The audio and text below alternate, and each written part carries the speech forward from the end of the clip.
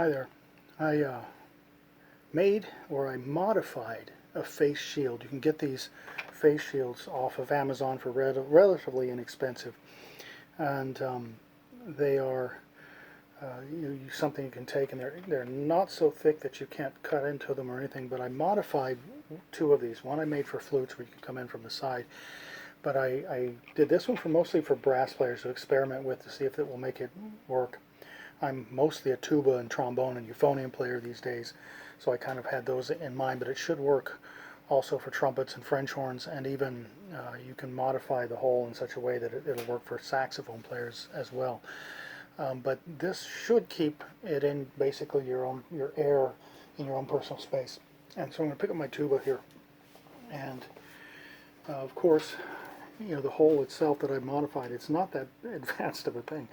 It's about a half to 3/4 inches wide, about 1.5 to 2 inches long. I made it an oval because everybody's face is different. Everybody's mouthpiece is slightly different. Everybody's face angle, chairs even affect a lot of stuff. How you're sitting, whether and so of course you can't play this way because it's just not enough. So what you have to do, not enough lip, you have to come up underneath, stick your mouthpiece through the hole, and then line it up, and then you're ready to play.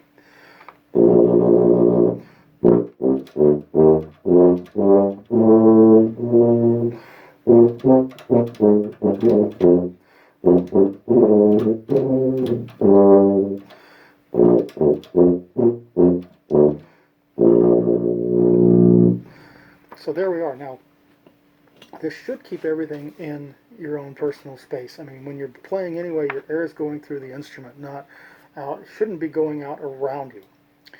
And but once you're here, you have to kind of be here. You can't take your face away from the instrument a lot. You have to just kind of be still.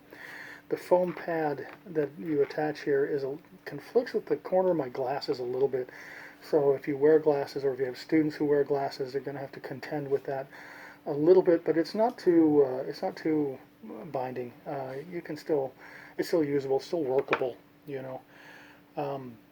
But there it is. Of course, to get out of this, you have to kind of reach up underneath and pull it out, and there you are. Of course, when you're not playing, you should be wearing a mask because you're trying to capture all of the microscopic aerosols that might be coming from your body.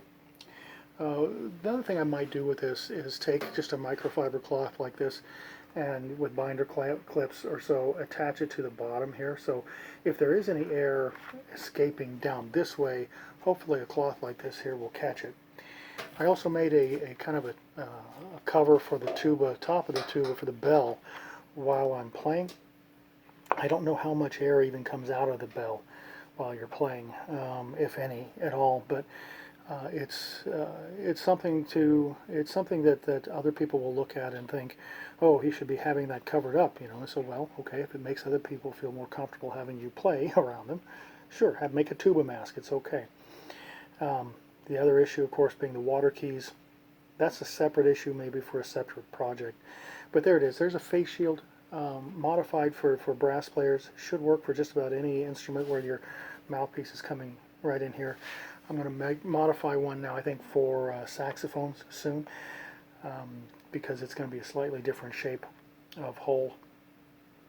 And there you are. So there we are. There's a tuba face shield. Hopefully that's a good start, because there are no perfect solutions. But at least it's something. And something is always better than nothing. So there we are.